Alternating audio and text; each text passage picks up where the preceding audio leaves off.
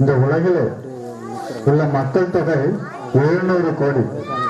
அந்த 700 கோடியிலே 250 கோடி கிறிஸ்தவர்கள் இருக்கிறோம். நாம் எல்லாரும் கிறிஸ்தவர்கள். கிறிஸ்தவர்கள் 250 கோடி கிறிஸ்தவர்கள். கிறிஸ்தவர்களாகிய நாம் இந்த பூமியிலே வாழ்ந்து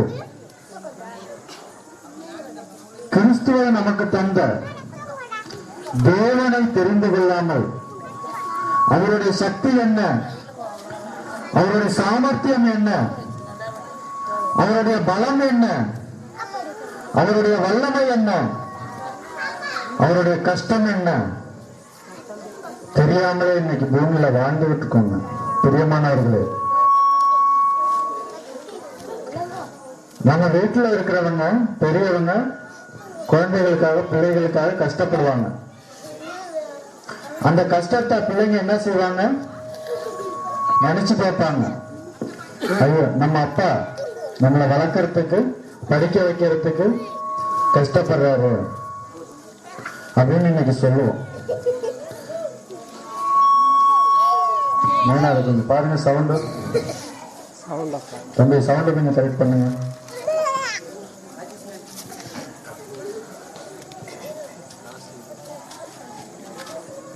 இந்த உலகிலே வாழ்கிற ஒரு தகப்பன், ஒரு குடும்பத்திலே இருக்கிறவர்கள், தகப்பனானவர் இவ்வளவு கஷ்டப்படுகிறார் என்று நினைச்சு பார்ப்பாங்க, பச்சாதாபப்படுவாங்க.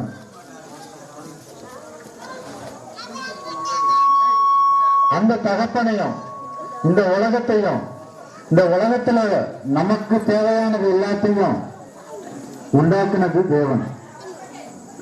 அந்த தேவனுடைய என்ன, அவருடைய கஷ்டம் என்ன, இந்த உலகத்தை அவரு எவ்வளவு கஷ்டப்பட்டு உண்டாக்குனார், நம்மளை இந்த சரீரத்தை தேவன் எவ்வளவு கஷ்டப்பட்டு உண்டாக்கி இருப்பார். உண்டானவைகள் எல்லாம் அவராலே உண்டானது, தேவனாலே உண்டானது. எல்லாமே உண்டாக்கிய தேவனை, தேவனால் உண்டான நாம் மறந்துவிட்டோம். அவருக்கு கஷ்டம் என்ன நம்ம தெரிஞ்சுக்கல இப்போ வரைக்கும்.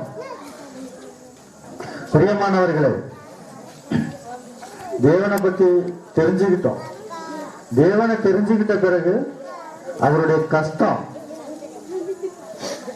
6 நாள்ல சிருஷ்டி எல்லாம் உருவாக்கினார் அப்படின்னு படிச்சிருக்கிறோம். 6 நாள்ல படிச்சுட்டார், உருவாக்கிட்டார் எல்லாத்தையும். 6 நாளுங்கிறது, ஒரு நாளுங்கிறது எவ்வளவு நேரம்? 24 மணி நேரம். இன்றைக்கு 24 மணி நேரம் நம்ம கணக்கு. பூமியின் தினம், பூமியில ஒரு நாள் என்பது 24 மணி நேரம். தேவன் சிருஷ்டியை 6 நாள்ல உருவாக்கினார். 6 நாளுங்கிறது அதுல ஒரு நாளுங்கிறது 24 மணி நேரம் கிடையாது. 24 மணி நேரங்கிறது பூமி தினம். தேவன் உருவாக்கின ஒரு நாள் விஸ்வ தினம். அதுல 24 போல கோடான கோடி 24 இருக்கு. ஒரு நாள் 24 மணி நேரத்தில் தேவன் உருவாக்கல. உருவாக்கணும்னாக்க, எதையுமே உருவாக்கணும்னா கஷ்டப்படணும். வீட்டுல சமைக்கணும்னாக்கா கஷ்டப்பட்டாதான் சமைக்க முடியும். சேர்ல உட்காந்துட்டு காலை மேல காலை ஆட்டிக்கிட்டு உட்காந்தா சமைக்க முடிஞ்சிடுமா? சமையல் ஆயிடுமா?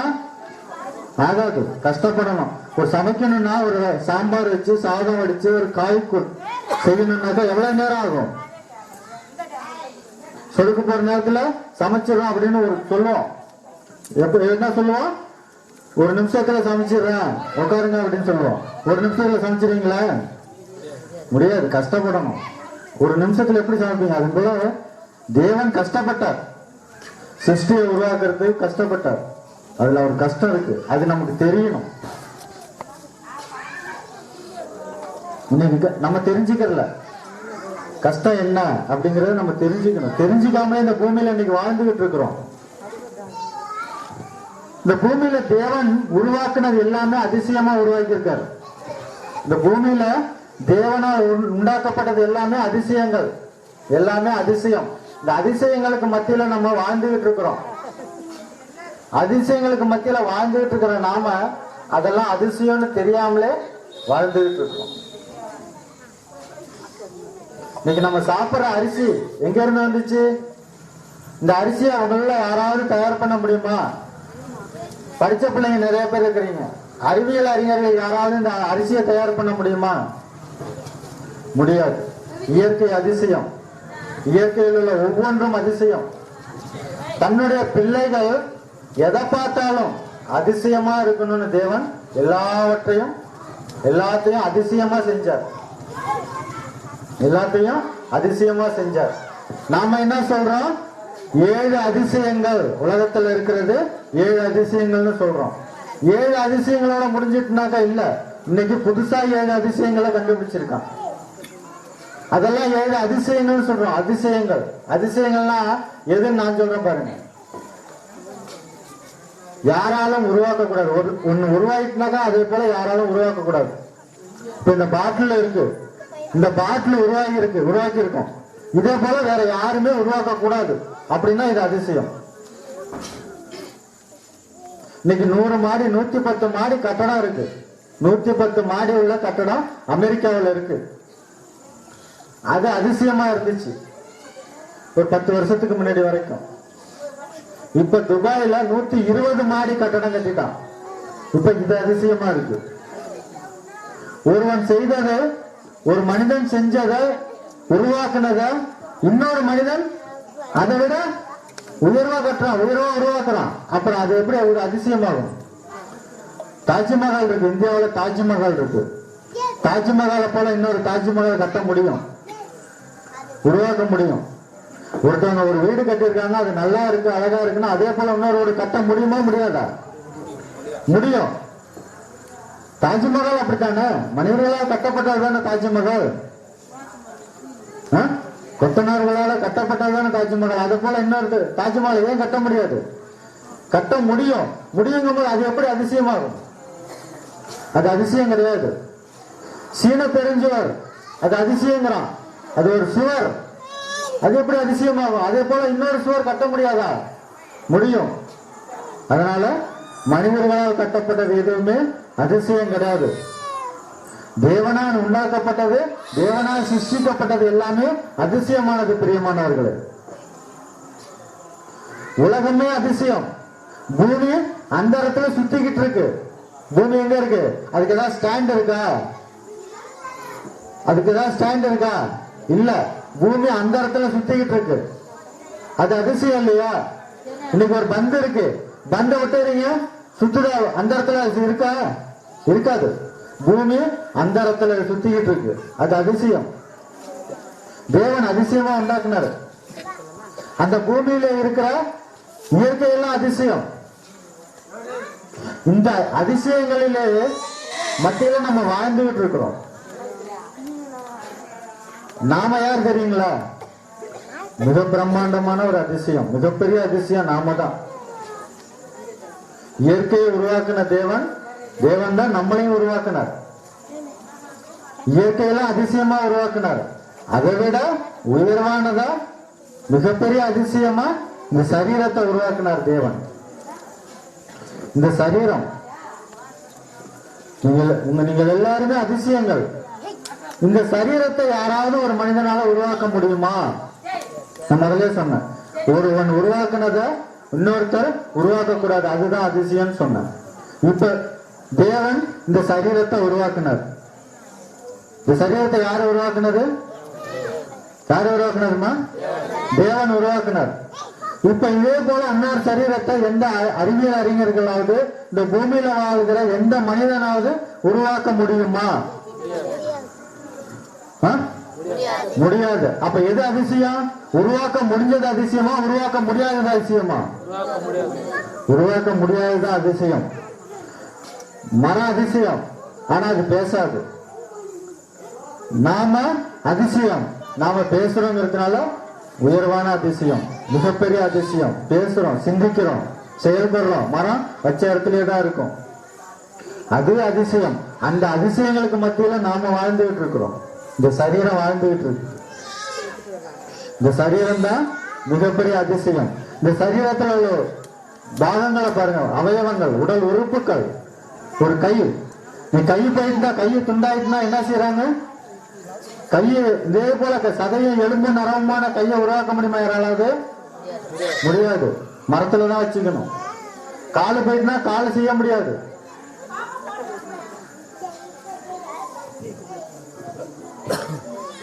மனிதன் குரங்குல இருந்து பிறந்தான்னு சொல்றாங்க. சார்லஸ் டார்வின் ஒரு சயின்டிஸ்ட் மனிதன் குரங்கில் இருந்து பிறந்தான்னு சொல்றான். குரங்கில் இருந்து பரிணாம வளர்ச்சியா குரங்கில் இருந்து வந்தான்னு சொல்றான். சார்லஸ் டார்வின் தியரி பிள்ளைங்க படிச்சிருப்பீங்க, புத்தகத்துல இருக்கு. குரங்குல இருந்து மனிதன் வந்தான் அப்படிங்கும் போது நமக்கு இன்னைக்கு ரத்தம் தேவைப்படுதுனாக்கா எங்க போறோம்? குரங்கு கிட்ட போறோம்.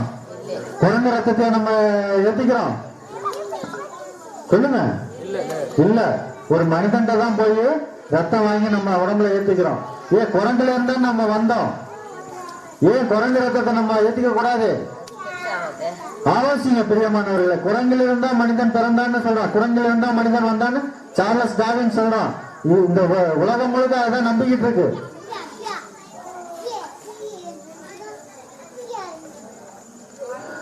அப்படி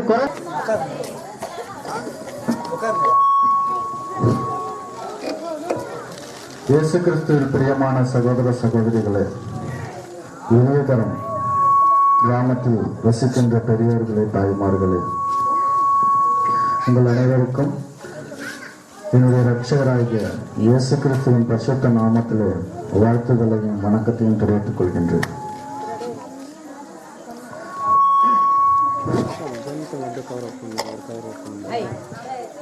உலகிலே 700 கோடி மக்கள் வாழ்கின்றனர்.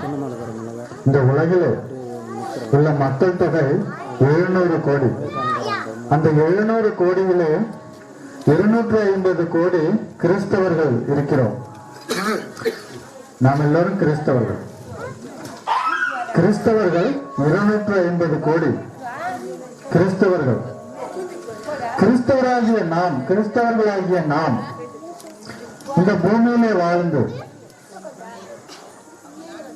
கிறிஸ்துவை நமக்கு தந்த தேவனை தெரிந்து கொள்ளாமல் அவருடைய சக்தி என்ன, அவருடைய சாமர்த்தியம் என்ன, அவருடைய பலம் என்ன, அவருடைய வல்லமை என்ன, அவருடைய கஷ்டம் என்ன தெரியாமலே இன்னைக்கு பூமியில வாழ்ந்துகிட்டு இருக்கோங்க. பிரியமானவர்களே, நம்ம வீட்டுல இருக்கிறவங்க பெரியவங்க குழந்தைகளுக்காக பிள்ளைகளுக்காக கஷ்டப்படுவாங்க. அந்த கஷ்டத்தை பிள்ளைங்க என்ன செய்வாங்க? நினைச்சு பார்ப்பாங்க, ஐயோ நம்ம அப்பா நம்மளை வளர்க்கறதுக்கு படிக்க வைக்கிறதுக்கு கஷ்டப்படுறாரு அப்படின்னு இன்னைக்கு சொல்லுவோம். கொஞ்சம் பாருங்க, சவுண்டு தம்பி, சவுண்டு கொஞ்சம் கரெக்ட் பண்ணுங்க.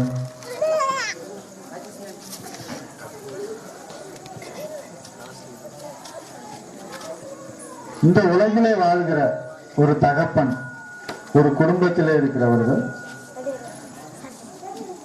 தகப்பனானவர் இவ்வளவு கஷ்டப்படுகிறார் என்று நினைச்சு பார்ப்பாங்க, பச்சாதாபப்படுவாங்க.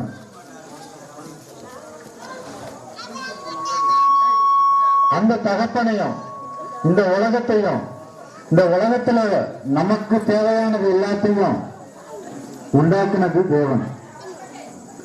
அந்த தேவனுடைய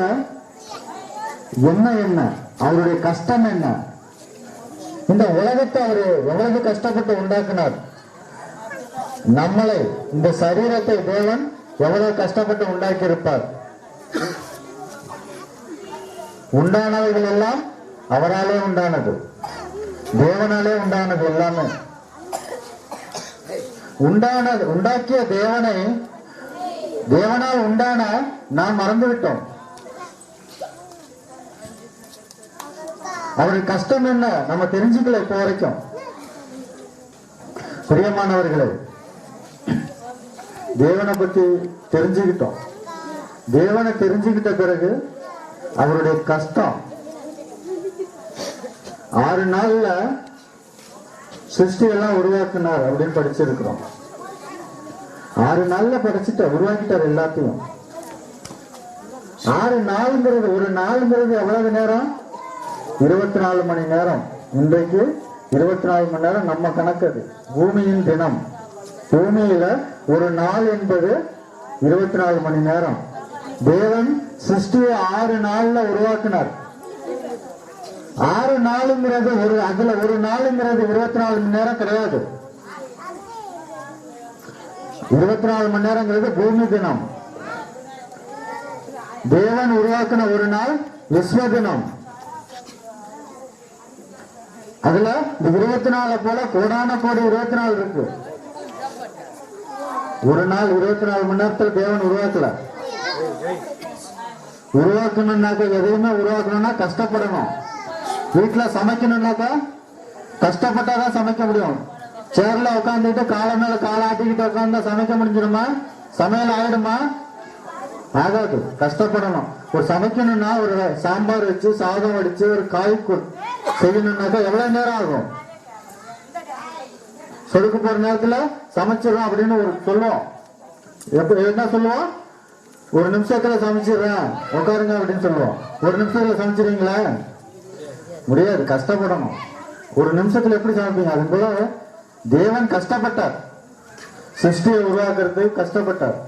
அதுல ஒரு கஷ்டம் இருக்கு. அது நமக்கு தெரியணும்.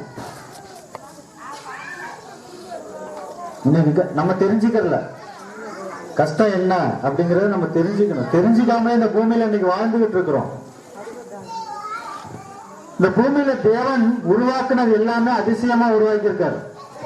இந்த பூமியில தேவனால் உண்டாக்கப்பட்டது எல்லாமே அதிசயங்கள், எல்லாமே அதிசயம்.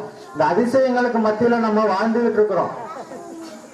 அதிசயங்களுக்கு மத்தியில வாழ்ந்துகிட்டு இருக்கிற நாம அதெல்லாம் அதிசயம்னு தெரியாமலே வாழ்ந்துகிட்டு இருக்கிறோம். இன்னைக்கு நம்ம சாப்பிடுற அரிசி எங்க இருந்து வந்துச்சு? இந்த அரிசியை அவங்கள யாராவது தயார் பண்ண முடியுமா? படிச்ச பிள்ளைங்க நிறைய பேர் இருக்கிறீங்க. அறிவியல் அறிஞர்கள் யாராவது இந்த அரிசியை தயார் பண்ண முடியுமா? முடியாது. இயற்கை அதிசயம். இயற்கையில் உள்ள ஒவ்வொன்றும் அதிசயம். தன்னுடைய பிள்ளைகள் எதை பார்த்தாலும் அதிசயமா இருக்கணும்னு தேவன் எல்லாத்தையும் அதிசயமா செஞ்சார். எல்லாத்தையும் அதிசயமா செஞ்சார். நாம என்ன சொல்றோம்? 7 அதிசயங்கள் உலகத்துல இருக்கிறது. 7 அதிசயங்கள்னு சொல்றோம். 7 அதிசயங்களோட முடிஞ்சிட்டுனாக்கா இல்ல. இன்னைக்கு புதுசா 7 அதிசயங்களை கண்டுபிடிச்சிருக்கான். அதெல்லாம் 7 அதிசயங்கள் சொல்றோம். அதிசயங்கள். அதிசயங்கள்னா எதுன்னு நான் சொல்றேன் பாருங்க. யாராலும் உருவாக்க கூடாது. ஒன்னு உருவாக்கினாக்கா அதே போல யாராலும் உருவாக்க கூடாது. இப்ப இந்த பாட்டில் இருக்கு. இந்த பாட்டில் உருவாக்கி இருக்கும். இதே போல வேற யாருமே உருவாக்க கூடாது அப்படின்னா இது அதிசயம். இன்னைக்கு 100 மாடி 110 மாடி கட்டடம் இருக்கு. 110 மாடி உள்ள கட்டடம் அமெரிக்காவில் இருக்கு. அது அதிசயமா இருந்துச்சு ஒரு 10 வருஷத்துக்கு முன்னாடி வரைக்கும். இப்ப துபாயில 120 மாடி கட்டடம் கட்டிட்டான். இப்ப இது அதிசயமா இருக்கு. ஒருவன் செய்ததை, ஒரு மனிதன் செஞ்சதை, உருவாக்குனத இன்னொரு மனிதன் அதை விட உயர்வா கட்டுறான், உருவாக்குறான். அப்புறம் அது எப்படி ஒரு அதிசயமாகும்? தாஜ்மஹால் இருக்கு. இந்தியாவில் தாஜ்மஹால் இருக்கு. தாஜ்மஹாலை போல இன்னொரு தாஜ்மஹால் கட்ட முடியும், உருவாக்க முடியும். ஒருத்தவங்க ஒரு வீடு கட்டியிருக்காங்க, அது நல்லா இருக்கு, அழகா இருக்குன்னா அதே போல இன்னொரு வீடு கட்ட முடியுமா? முடியாதா? முடியும். தாஜ்மஹால் அப்படித்தானே? மனிதர்களால் கட்டப்பட்டதுதானே தாஜ்மஹால். கொத்தனார்களால் கட்டப்பட்டதுதானே தாஜ்மஹால். அது போல இன்னொரு தாஜ்மஹால் ஏன் கட்ட முடியாது? கட்ட முடியும். முடியுங்கும் போது அது எப்படி அதிசயமாகும்? அது அதிசயம் கிடையாது. சீன பெருஞ்சுவர் அது அதிசயங்கிறான். அது ஒரு சுவர். அது எப்படி அதிசயமாகும்? அதே போல இன்னொரு சுவர் கட்ட முடியாதா? முடியும். அதனால மனிதர்களால் கட்டப்பட்டது எதுவுமே அதிசயம் கிடையாது. தேவனால் உண்டாக்கப்பட்டது, தேவனால் சிருஷ்டிக்கப்பட்டது எல்லாமே அதிசயமானது. பிரியமானவர்களே, உலகமே அதிசயம். பூமி அந்த இடத்துல சுத்திக்கிட்டு இருக்கு. பூமி எங்க இருக்கு? அதுக்கு ஏதாவது ஸ்டாண்ட் இருக்கா? இல்ல. பூமி அந்த இடத்துல சுத்திக்கிட்டு இருக்கு. அது அதிசயம் இல்லையா? இன்னைக்கு ஒரு பந்து இருக்கு, பந்தை விட்டுறீங்க, சுத்துதா? அந்த இடத்துல இருக்கா? இருக்காது. பூமி அந்த இடத்துல சுத்திக்கிட்டு இருக்கு. அது அதிசயம். தேவன் அதிசயமா உண்டாக்குனாரு. அந்த பூமியில இருக்கிற இயற்கையெல்லாம் அதிசயம். இந்த அதிசயங்களிலே மத்தியில நம்ம வாழ்ந்துகிட்டு இருக்கிறோம். நாம யார் தெரியுங்களா? மிக பிரம்மாண்டமான ஒரு அதிசயம், மிகப்பெரிய அதிசயம் நாம தான். இயற்கையை உருவாக்கின தேவன், தேவன் தான் நம்மளையும் உருவாக்கினார். இயற்கையெல்லாம் அதிசயமா உருவாக்கினார். அதை விட உயர்வானதா மிகப்பெரிய அதிசயமா இந்த சரீரத்தை உருவாக்கினார் தேவன். இந்த சரீரம், நீங்கள் எல்லாருமே அதிசயங்கள். இந்த சரீரத்தை யாராவது ஒரு மனிதனால உருவாக்க முடியுமா? நான் முதலே சொன்னேன், ஒருவன் உருவாக்குனத இன்னொருத்தர் உருவாக்க கூடாது, அதுதான் அதிசயம் சொன்னேன். இப்ப தேவன் இந்த சரீரத்தை உருவாக்குனார். இந்த சரீரத்தை யாரு உருவாக்குனது? யாரு உருவாக்குனதுமா?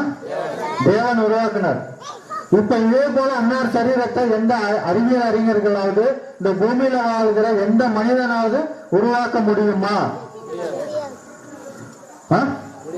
முடியாது. அப்ப எது அதிசயம்? உருவாக்க முடிஞ்சது அதிசயமா, உருவாக்க முடியாதது அதிசயமா? உருவாக்க முடியாதது அதிசயம். மரம் அதிசயம், ஆனா அது பேசாது. நாம அதிசயம், நாம பேசுறோங்கிறதுனால உயர்வான அதிசயம், மிகப்பெரிய அதிசயம். பேசுறோம், சிந்திக்கிறோம், செயல்படுறோம். மரம் வச்ச இடத்துலயே தான் இருக்கும். அது அதிசயம். அந்த அதிசயங்களுக்கு மத்தியில நாம வாழ்ந்துகிட்டு இருக்கிறோம். இந்த சரீரம் வாழ்ந்துகிட்டு இருக்கு. இந்த சரீரம் தான் மிகப்பெரிய அதிசயம். இந்த சரீரத்துல உள்ள பாகங்களை பாருங்க, அவயவங்கள், உடல் உறுப்புகள். ஒரு கை, நீ கை போயிட்டா, கையை துண்டாயிட்டுனா என்ன செய்யறாங்க? கையை இதே போல சதையும் எலும்பு நரம்புமான கையை உருவாக்க முடியுமா யாராவது? முடியாது. மரத்துலதான் வச்சுக்கணும். காலு போயிட்டுனா காலு செய்ய முடியாது.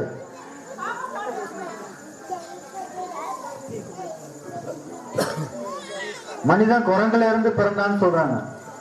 சார்லஸ் டார்வின் ஒரு சயின்டிஸ்ட் மனிதன் குரங்கில் இருந்து பிறந்தான்னு சொல்றான். குரங்கில் இருந்து பரிணாம வளர்ச்சியா குரங்கில் இருந்து வந்தான்னு சொல்றான். சார்லஸ் டார்வின் தியரி பிள்ளைங்க படிச்சிருப்பீங்க, புத்தகத்துல இருக்கு. குரங்குல இருந்து மனிதன் வந்தான் அப்படிங்கும் போது நமக்கு இன்னைக்கு ரத்தம் தேவைப்படுதுனாக்கா எங்க போறோம்? குரங்கு கிட்ட போறோம். குரங்கு ரத்தத்தை நம்ம ஏத்திக்கிறோம். சொல்லுங்க. இல்ல, ஒரு மனிதன் தான் போய் ரத்தம் வாங்கி நம்ம உடம்புல ஏத்திக்கிறோம். ஏன் குரங்குல இருந்தா நம்ம வந்தோம், ஏன் குரங்கு ரத்தத்தை நம்ம ஏத்திக்க கூடாது? ஆலோசிங்க பிரியமானவர்களை. குரங்கில் இருந்தா மனிதன் பிறந்தான்னு சொல்றான், குரங்கில் இருந்தா மனிதன் வந்தான்னு சார்லஸ் டார்வின் சொல்றான். இந்த உலகம் முழுக்க அதான் நம்பிக்கிட்டு இருக்கு.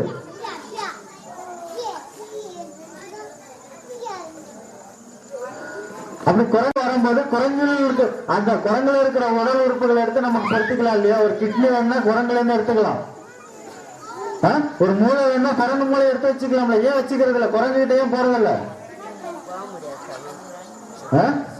நாம குரங்குல இருந்து வரல, நம்மளை தேவன் உருவாக்கினார், தன்னுடைய கரத்தினால் உருவாக்கினார். நம்மளை தேவன் தன்னுடைய கரத்தினால் உருவாக்கினார். குரங்குல இருந்து வரல. நல்லா தெரிஞ்சுங்க. யாராவது சொன்னா சொல்லுங்க, குரங்குல இருந்து பிறக்கல மனிதன், குரங்குல இருந்து வரல. தேவன் தன்னுடைய கரத்தின் கிரியைகளினால் நம்மை உருவாக்கினார். தேவன் தன்னுடைய கைகளால் நம்மளை செஞ்சார், சரீரத்தை உருவாக்கினார். அப்படிப்பட்ட இந்த சரீரத்தில் இருக்கிறது எல்லாமே அதிசயங்கள். தேவனுடைய ஆலோசனை எல்லாமே அதிசயம், தேவனுடைய செயல்கள் எல்லாமே அதிசயம். எகிப்திலிருந்து இஸ்ரவேலர்களை வழி நடத்திக்கிட்டு வந்தாங்க மோசே. அவங்க நடந்து வரும்போது அவங்க காலில் இருந்த செருப்பு தேயல, அவங்க காலில் போட்டிருந்த செருப்பு தேயல. 40 வருஷம் காட்டுல நடந்து போயிட்டு இருக்காங்க கானான் தேசத்துக்கு. அவங்களுடைய காலில் இருக்கிற செருப்பு தேயல, அவங்களுடைய துணி ட்ரெஸ் பழசா போகல. இப்ப நம்ம போட்டிருக்க ட்ரெஸ் பழசா போகாம அப்படியே இருக்குமா? இந்த காலில் போட்டிருக்க செருப்பு தேயாம அப்படியே இருக்குமா? அப்ப எது அதிசயம்? அதுதான் அதிசயம். செருப்பு தேவையில்லைங்கிறது அதிசயம். அது தேவனுடைய கிருபை. பிரியமானவர்களே, ரத்தம் ரத்தம் பேசுது, ரத்தம் பேசுது, ரத்தம் பேசும். ரத்தம் பேசுனுச்சு எப்ப தெரியுங்களா? ஆதாம் ஏவாளுக்கு குழந்தை பிறந்தது யாரு? ஆதாம் ஏவாளுக்கு பிறந்த முதல் குழந்தை யாரு? முதல் பிள்ளை காயின். இரண்டாவது ஆபேல். காயின் என்ன செஞ்சான் தெரியுங்களா? ஆபேல கொன்னான். கொலை செய்யும் போது அந்த ரத்தம் பூமியில சிந்துது. அந்த ரத்தம் முறையிட்டது அப்படின்னு தேவன் சொல்றார். வந்து காயின்ட்ட கேட்கிறார், உன்னுடைய தம்பி எங்க? அவனுடைய ரத்தம் முறையிட்டது. முறையிடுறதுன்னா என்ன? முறையிடுறதுன்னா என்னம்மா சொல்றது? ஐயா என்ன அடிச்சு கொண்டுட்டான், ரிப்போர்ட் சொல்றது. ரிப்போர்ட் சொல்றது. அப்ப அந்த ரத்தம் பேசுதா இல்லையா? எப்படி முறையிடும்? இப்ப நம்ம எனக்கு ஒரு தப்பு செஞ்சுட்டா, எனக்கு ஒரு தீங்கு செஞ்சுட்டான்னு போய் என்ன செய்யறோம்? போலீஸ் ஸ்டேஷன்லயோ பெரியவங்கள்ட்ட போய் முறையிடுறோம். அன்னைக்கு அந்த ரத்தம் முறையிட்டது. ஆனா பேசுனது. ரத்தம் பேசுது. எங்கேயாவது கேள்விப்பட்டிருக்கீங்களா? பேசுனுச்சு, பேசும். ரத்தம் பேசும், தேவன்கிட்ட பேசும். அது அதிசயம். ஒருவன் அநியாயமா அவனை கொலை செய்தாலோ அவனுக்கு தீங்கு விளைவித்தாலோ சிந்தப்படுகிற அந்த ரத்தம் தேவனுக்கு முறையிடும். இது அதிசயம். நம்மளோட உடம்புல இருக்கிற ஒவ்வொரு பாகங்களும் யாராலும் மனிதர்களால உருவாக்க முடியாது. எங்கேயாவது கிடைக்குமா? உடல் உறுப்புகள் கிடைக்கும்னு. இப்ப வண்டி இருக்குது, பைக் இருக்கு, மோட்டார் சைக்கிள் இருக்கு, ஸ்பேர் பார்ட்ஸ் கிடைக்கும்னு கடைங்க இருக்கும். ஸ்பேர் பார்ட்ஸ் கடைங்க. உடல் உறுப்புக்கு எங்கேயாவது ஸ்பேர் பார்ட்ஸ் கடைங்க இருக்குதா? இல்ல, கிடைக்காது. எங்கேயுமே கிடைக்காது. யாராலும் உருவாக்கவும் முடியாது. கண்ணு போயிட்டுனா கண்ணு யாராவது கண்டானம் பண்ணாதான் அவங்கள்ட்ட இருந்து வாங்கி வச்சுக்க முடியும். செய்ய முடியாது, செஞ்சு வச்சுக்க முடியாது கண்ணை. இப்படிப்பட்ட இந்த அதிசய உலகில அதிசயமா தேவன் இந்த சரீரத்தை உருவாக்கினார். இந்த சரீரத்தை பத்தி தெரிஞ்சுக்கணும். முதல்ல இந்த சரீரம் யாரு கொடுத்தா? தேவன் கொடுத்தது. இந்த சரீரத்தை நம்ம கொடுத்து தாயின் வயிற்றுல இருந்து பிறந்தோம். அப்பா அம்மா 2 பேருக்கு, அப்பா அம்மாவுக்கும் கல்யாணம் ஆச்சு. தாயின் வயிற்றுல இருந்து நம்ம வந்தோம், பிறந்தோம் அப்படின்னு சொல்லிக்கிட்டு இருக்கோம். ஆனா நிஜம் எங்க? தேவன் தான் நம்மளை உருவாக்குறார். தேவன் தான் நம்மளை செய்கிறார். அவருடைய கரங்களினால் செய்கிறார். எப்படி செய்கிறார்? அந்த சரீரத்தை பற்றி எப்படி செஞ்சாரு? அந்த சரீரத்துல நம்ம என்ன செய்யணும்? இப்ப என்ன செஞ்சுக்கிட்டு இருக்கிறோம்? இந்த சரீரம் எப்படிப்பட்டது? இதை இன்னைக்கு நீங்க தெரிஞ்சுக்கணும் அப்படின்னு இந்த ஒரு பெரும் முயற்சியை எடுத்து உங்களுக்கு மத்தியில வந்திருக்கிறோம். கவனமா கேட்கணும். இது ஒரு 3 நாளைக்கு 3 மணி நேரம் செய்ய வேண்டிய ஒரு பிரசங்கம். இந்த 1 மணி நேரத்துல உங்களுக்கு சொல்றேன். நீங்க கவனமா கேட்கணும். சத்தம்லாம் போடாம கவனமா கேளுங்க. இப்ப இந்த சரீரத்தை பத்தி நம்ம தெரிஞ்சுக்கணும்னாக்கா ஒரு 3 பிரிவா உங்களுக்கு சொல்றேன். பார்த்தா உங்களுக்கு சொன்னதான் உங்களுக்கு புரியும்.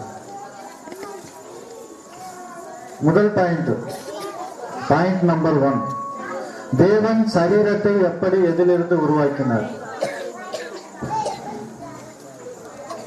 2, சரீரம் ஒன்றுக்கும் உதவாததாக ஆனது எப்பொழுது. எழுதிக்கணுமா? எழுதிக்கணும். பாயிண்ட் நம்பர் 3, இந்த சரீரத்தை பயனுடையதாக மாற்றுவது எப்படி. 9ல இருந்து படிங்க. களிமண் போல என்னை உருவாக்கினீர் என்பது பாருங்க. களிமண்ணை போல என்னை உருவாக்கினீர். களிமண்ணை போல என்னை உருவாக்கினீர். ஏன்னா அந்த பக்கத்தை அப்படியே வச்சுக்கிட்டு ஏசாயா புத்தகத்துக்கு வா. அந்த பக்கம் அப்படியே ஒரு வரல வச்சுக்கிட்டு ஏசாயா புத்தகம் 64வது அதிகாரத்துக்கு வா. 64:8. இப்பொழுதும் கர்த்தாவே நீர் எங்களுடைய பிதா நாங்கள் களிமண். அங்க எரிஞ்சுக்கிட்டு இருக்கிறது என்ன? களிமண். அதுதான் எரிஞ்சுக்கிட்டு எரிமலை குழம்பா வெளியில வருது. எரியும் போது அது கெட்டியா மாறிடுது. இன்னைக்கு மலைகள்லாம், பெரிய பெரிய மலைகள்லாம், எரிமலைகள்ல நிறைய இருக்கு பூமி மேல. அந்த மலைகள்லாம் எப்படி வந்துச்சு? பூமிக்கு அடியில் இருக்கிற அந்த குழம்பு எந்த இடத்துல மெதுவா இருக்கும், எந்த இடத்துல கெட்டித்தனம் இல்லையோ பூமியில, அந்த இடத்துல வெளியில வந்துடும். அப்படி வந்ததுதான் எரிமலைகள்னு சொல்றோம். இப்ப யோபு புஸ்தகத்துக்கு வர யோபு 10வது அதிகாரம் 10வது வசனம். நீர் என்னை பால் போல் வார்த்து தயிர் போல் உரைய பண்ணினீர். பால் போல் வார்த்து தயிர் போல் உரைய பண்ணினீர். இன்னைக்கு தயிர் உர ஊத்தணும்னா என்ன செய்யறோம்? அம்மா சொல்லுங்க. இன்னைக்கு தயிர் உர ஊத்தணும்னா வீட்டுல என்ன செய்வோம்?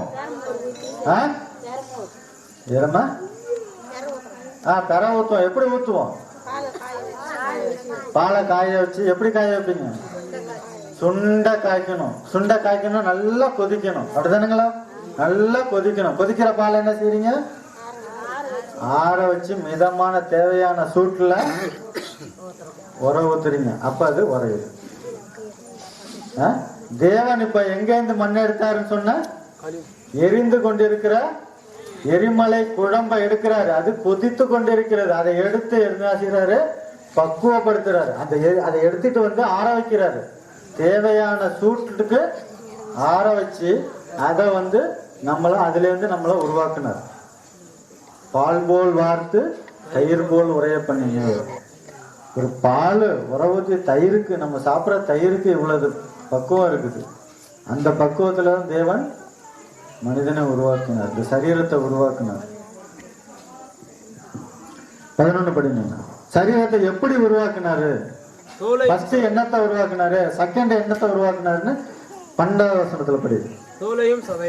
தோலையும் சதையையும் எனக்கு தரித்து எலும்புகளாலும் நரம்புகளாலும் என்னை இசைத்தீர். எலும்புகளாலும் நரம்புகளாலும் என்னை இசைத்தீர். அதற்கு பிறகு எனக்கு ஜீவனை தந்ததும் சதையையும் தோலையும் எனக்கு தரித்தீர்.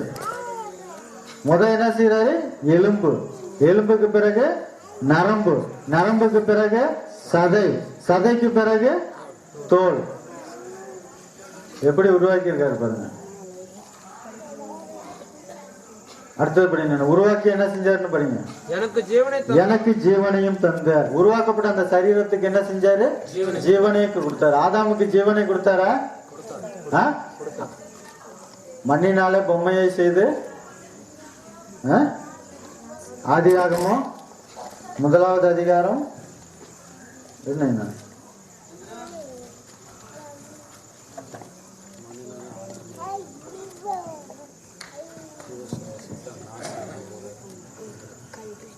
படினா என்னது? 7 இருக்கும். 2:7. தேவனாகிய கர்த்தர் மனுஷனை பூமியின் மண்ணினாலே உருவாக்கி ஜீவ சுவாசத்தை அவன் நாசியிலே ஊதினார். மனிதன் ஜீவாத்மாவானான், உயிரடைஞ்சு எழுந்தான். யோபுல என்ன சொல்லியிருக்கு? 11:12 எனக்கு ஜீவனையும் தந்ததும் ஜீவனை தந்ததும் அல்லாமல், ஜீவனை கொடுத்து அதோட விட்டுல தேவன் தயவையும் எனக்கு பாராட்டினீர். பராமரிப்பு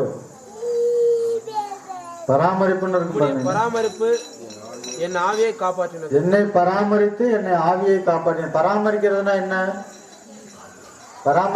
உங்க சரீரத்தை பராமரிக்கிறது. எப்படி பராமரிப்பாங்க சரீரத்தை? 3 வேளை சாப்பிடணும்.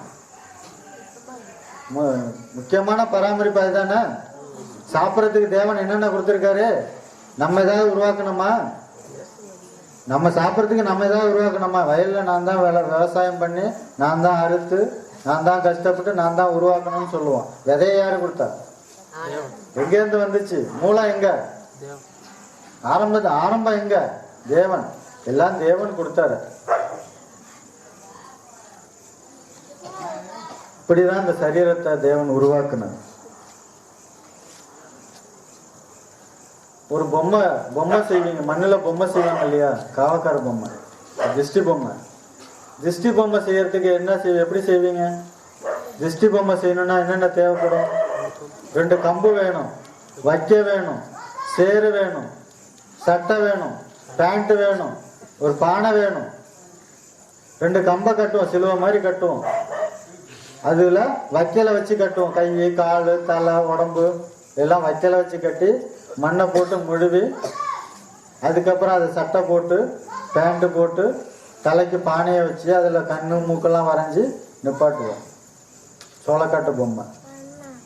அந்த பொம்மை செய்யறதுக்கு எவ்வளவு கஷ்டம், என்னென்ன பொருள் வேணும், எப்படி ஆரம்பித்தோம், அப்படிதான் தேவன் ஆரம்பித்தார்.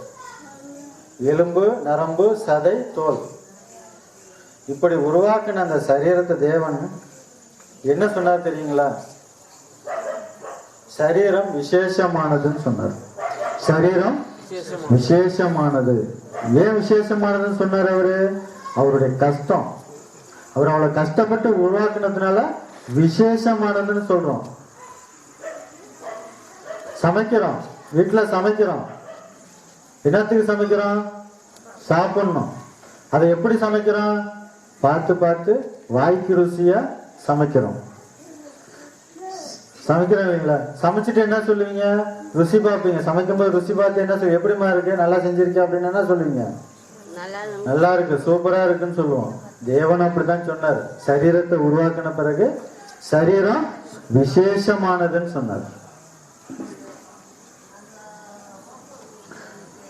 இப்படியா தேவன் கஷ்டப்பட்டு இந்த சரீரத்தை உருவாக்கினார்.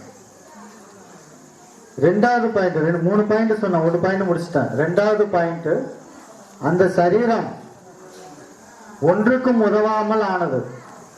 எப்பொழுது? யோவான் எழுதின சுவிசேஷம் 6வது அதிகாரம் 63வது வசனம்.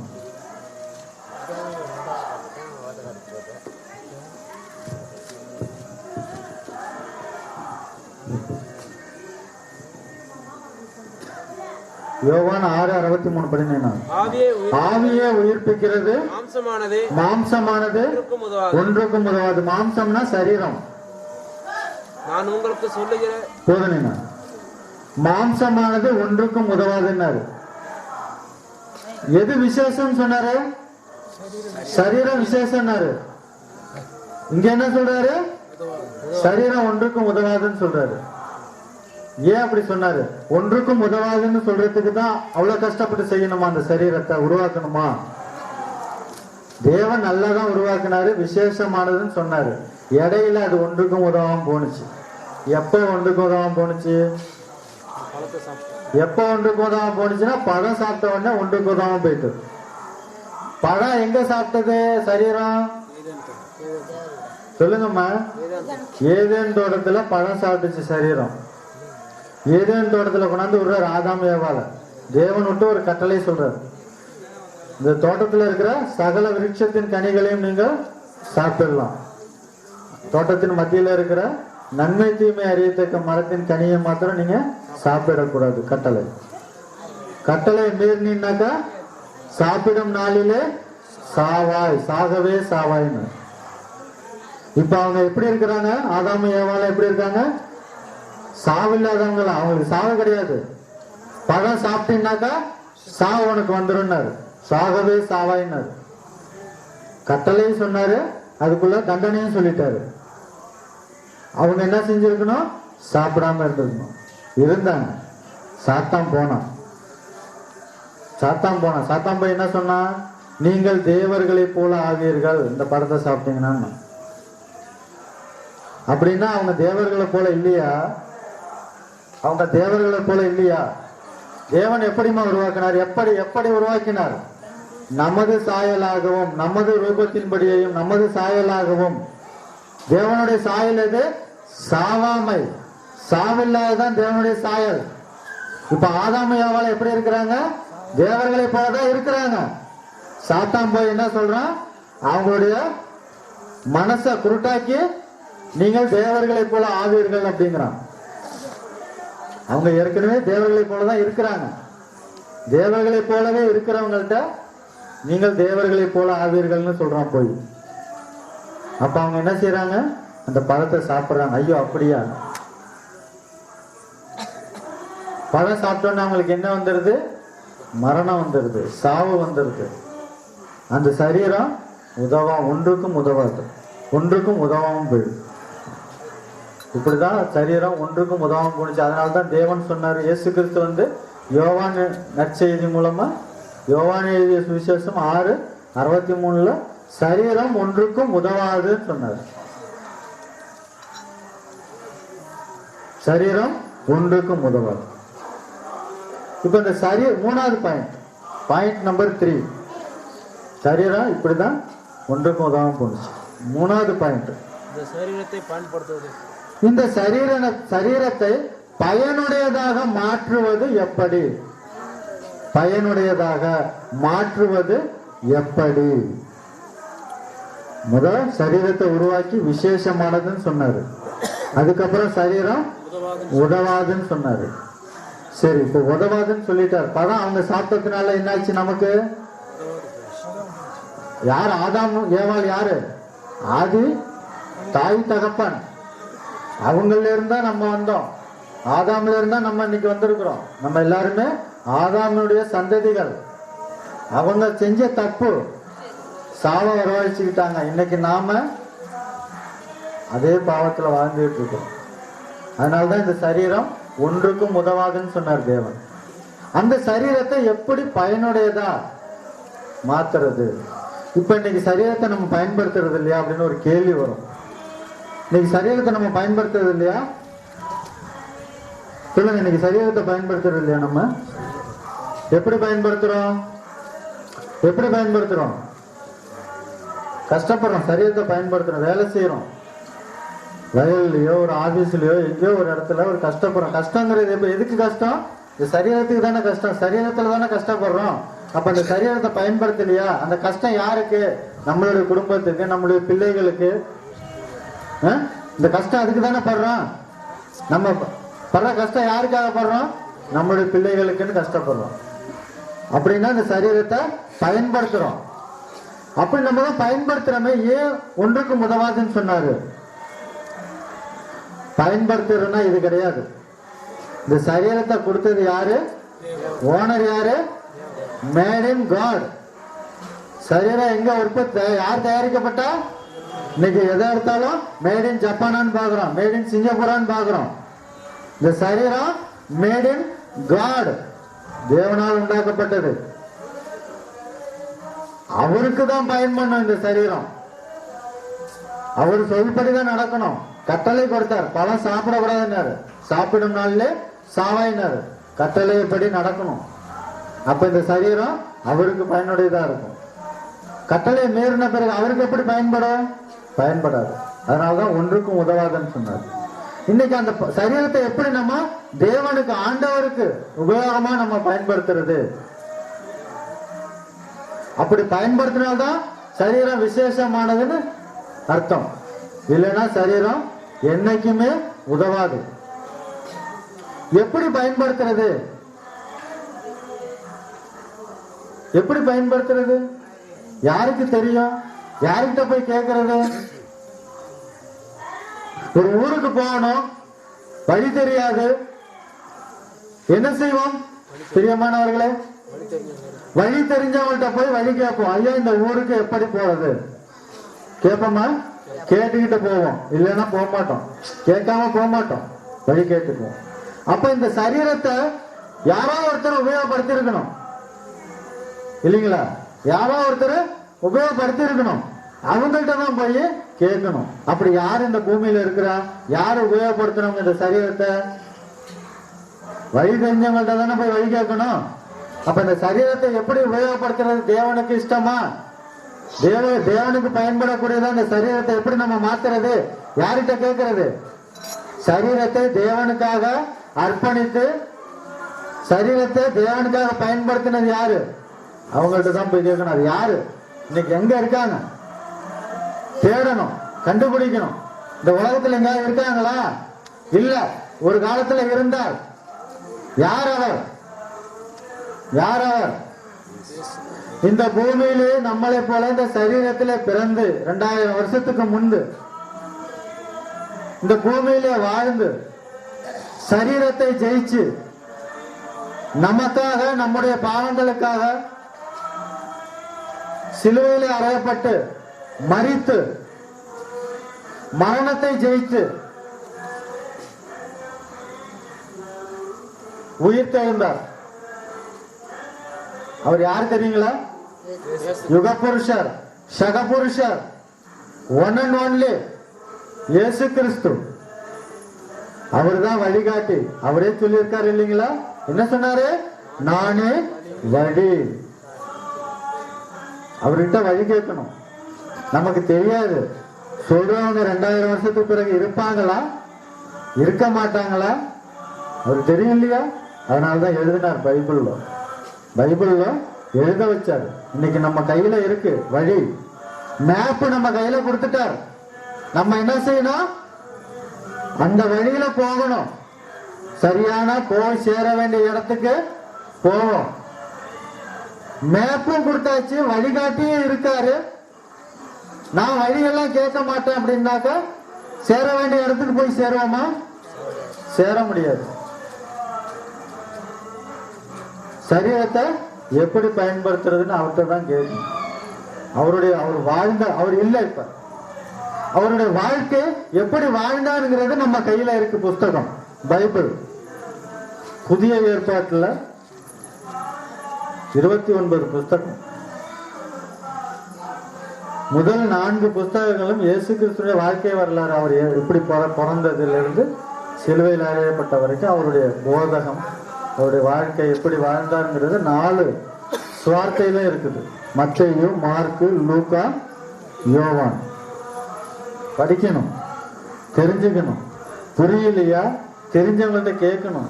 2000 வருஷத்துக்கு பிறகு சொல்றதுக்கு யார் இருக்கா? எங்களை ஏற்படுத்தி இருக்க. சொல்லும் போது கேட்கணும்.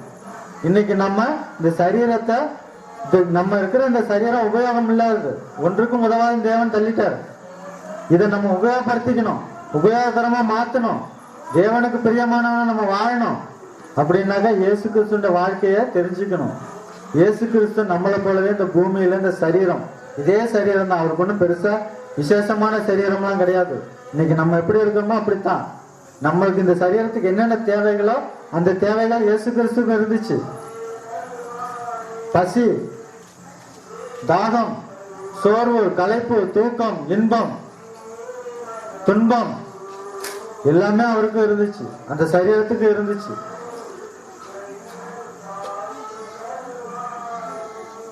முப்பது வயசுல ஞானஸ்நானம் வாங்கிட்டாரு. 30 வயசுங்கிறது இன்னைக்கு 30 வயசு இளைஞன் என்ன செய்வாங்க? ஆலோசிப்பாங்க. குடும்பத்தை பத்தி அப்பதான் ஆலோசனை வரும். அது வரைக்கும் சின்ன பிள்ளையா இருந்துட்டு இருப்பாங்க. ஒரு பொறுப்புங்கிறதே இருக்காது. ஒரு 30 வயசு அவன் வரும்போதுதான் அந்த ஆலோசனை செய்யணுங்கிற ஒரு பொறுப்பு வரும். எதிர்காலத்தை பத்தின ஒரு சிந்தனை வரும். இயேசு கிறிஸ்து 30 வயசுக்கு ஞானஸ்நானம் வாங்கிட்டார், ஊழியம் செஞ்சார். ஞானஸ்நானம் வாங்கின உடனே தேவனுடைய சேவைக்கு வந்துட்டார், போதிக்கிறதுக்கு வந்தார், நற்செய்தி அறிவித்தார்.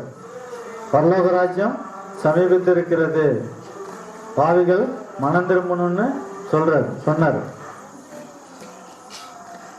இன்னைக்கு 30 வயசுல என்ன நினைக்கிறாங்க? இன்னைக்கு மனிதர்கள் 30 வயசுல என்ன நினைக்கிறாங்க? ஒரு அந்தஸ்து, செல்வம், சமுதாயத்துல ஒரு உயர்வா இருக்கணும், சம்பாதிக்கணும், இப்படி நினைக்கிறாங்க. இயேசு கிறிஸ்து 30 வயசுல என்ன செஞ்சாரு? ஊழியம் செஞ்சாரு. ஞானஸ்நானம் வாங்கின உடனே என்ன செஞ்சாரு? இயேசு கிறிஸ்து 40 நாள் உபவாசம் இருந்தாரு. உபவாசம் இருந்து முடிஞ்ச உடனே சாத்தானால் சோதிக்கப்படுறாரு. 40 நாள் சாப்பிடாம பட்டினி இருந்தவங்களுக்கு பசிக்குமா பசிக்காதா? இன்னைக்கு ஒரு வேளை சாப்பிடலன்னா கூட பசிக்குது, மயக்கம் வருது. 40 நாள் சாப்பிடாம பட்னியா இருந்து உபவாசம் இருந்த இயேசு கிறிஸ்து கிட்ட சாத்தான் என்ன சொல்றான்? இந்த கல்லுகளை அப்பங்களாக மாத்துங்கிறான். அவருக்கு பசிக்குதுன்னு தெரியும் அவனுக்கு. உடனே சாப்பிட்டுருக்கணும்ல அவரு. ஏன் சாப்பிடல? அவர் சாப்பிடல, அந்த கல்லுகளை அப்பமா மாத்தல அவரு. இன்னைக்கு நாம என்ன செய்யறோம்? நாமன்னா அந்த காரியத்தை தான் செஞ்சிருப்போம், உடனே அப்பமா மாத்தி தின்னு இருப்போம். இல்ல அதுவும் கிடைக்கலன்னா இன்னைக்கு என்ன செய்யறோம்? திருடுறோம்.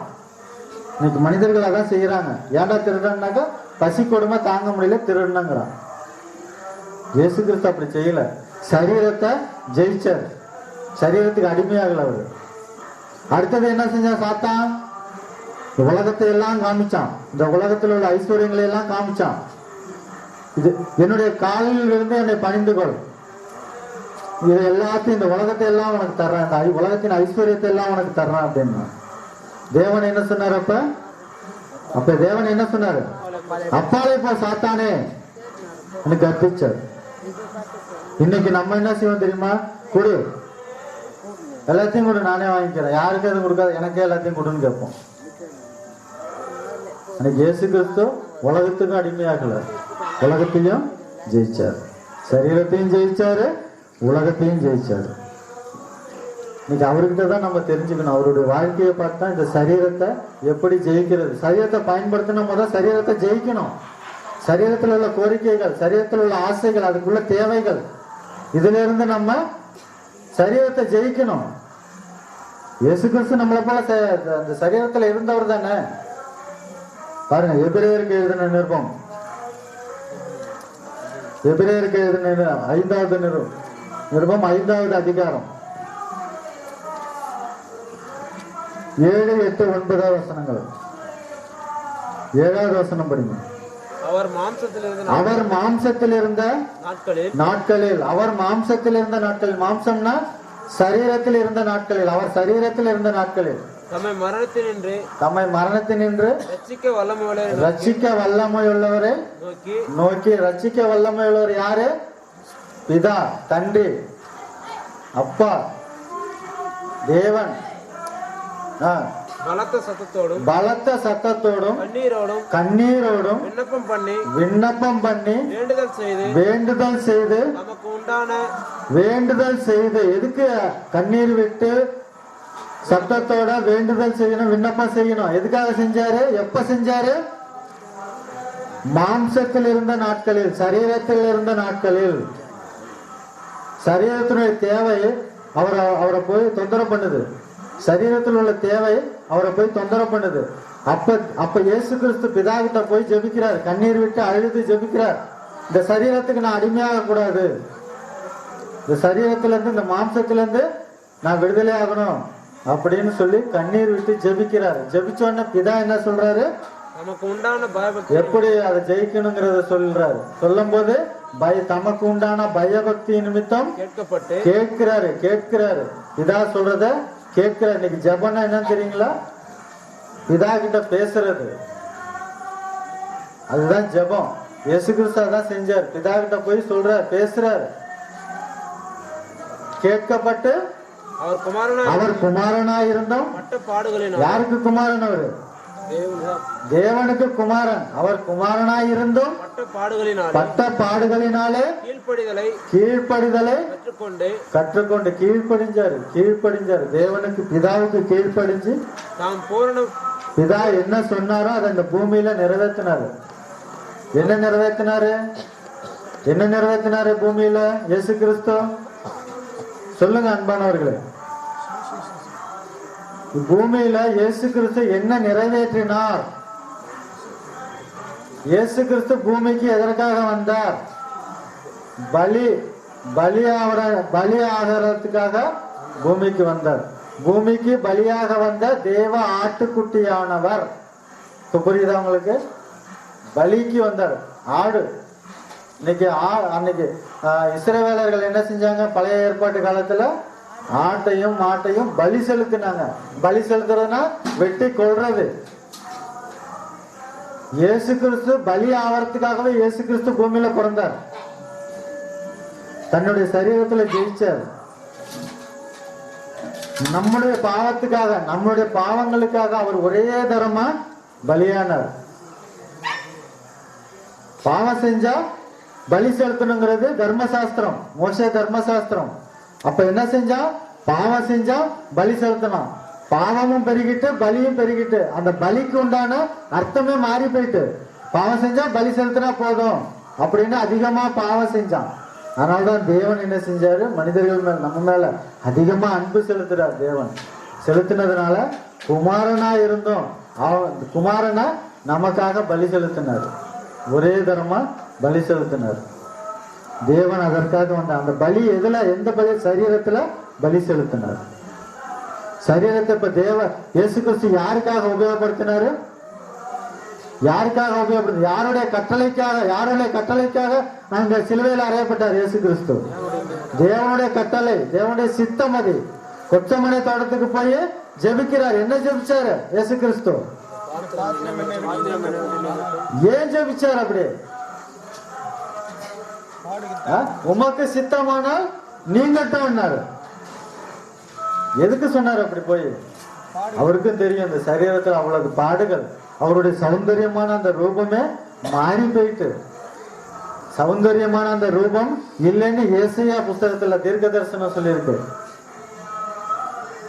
சௌந்தரியமானவர், அழகானவர், அந்த அழகு தெரியவில்லை அப்படிங்கிறார். அழகு தெரியல, அவ்வளவு அடிச்சு ரத்த விழாரா, அவ்வளவு கஷ்டம் சரீரத்தில். அந்த கஷ்டப்பட யாருக்காக? தேவனுடைய சித்தத்தை நிறைவேற்றணுங்கிற ஒரே காரணத்துக்காக. அப்படின்னா தேவனுக்காக அந்த சரீரத்தை ஜீவ பலியா ஒப்பு கொடுத்தார் இயேசு கிறிஸ்து.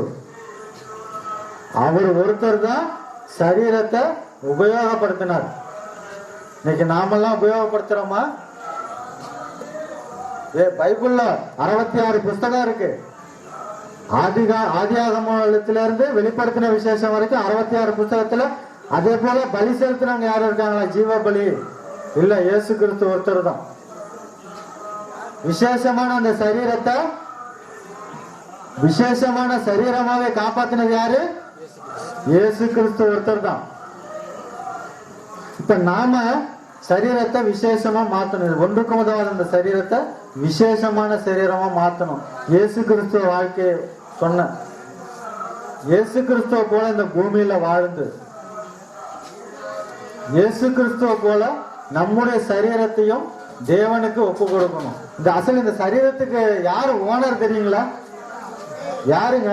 மேட் இன் காட்னு சொன்ன தேவன் உருவாக்குறார்.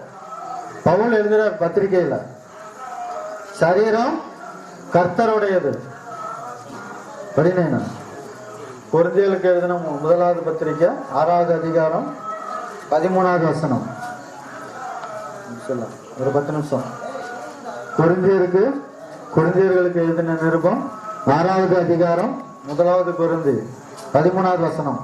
வயிற்றுக்கு போஜனமும் போஜனத்துக்கு வயிறும் ஏற்கும். ஆனாலும் தேவன் எதையும் அதையும் அழிய பண்ணுவார். சரீரமோ வேசித்தனத்திற்கல்ல, கர்த்தருக்கே உரியது. சரீரம் வேசித்தனத்திற்கல்ல. வேசித்தனம்னாக்க என்ன? இன்னைக்கு சரீரத்தை அலங்காரம் பண்ணிக்கிட்டு மக்கள் எங்க போயிட்டு இருக்காங்க? அழகி போட்டிக்கு போறாங்க, ஆணழகன் போட்டிக்கு போறாங்க. அது வேசித்தனம் சொல்லியிருக்காரு இங்க பவுல். சரீரமோ வேசித்தனத்திற்கு அல்ல, கர்த்தருக்கே உரியது. யாருக்கு உரியது? கர்த்தருக்கு. அவர் தானே செஞ்சாரு, செஞ்சவருக்கு தானே அதுல உரிமை இருக்கு. நமக்கு எந்த உரிமையும் கிடையாது. நமக்கு அதுல எந்த உரிமையும் கிடையாது. 19வது அதிகாரம் பிற்பகுதி படி 2வது பாகத்தை. உங்கள் சரீரமானது நீங்கள் தேவனாலே பெற்றும் உங்களில் தங்கி இருக்கிற பரிசுத்த ஆவியானவருடைய ஆலயமாய் இருக்கிறீர்கள் என்று நீங்கள் உங்களுடையவர்கள் அல்ல என்றும். நீங்கள் உங்களுடையவர்கள் அல்ல அப்படின்னா யாருடையவர்கள்?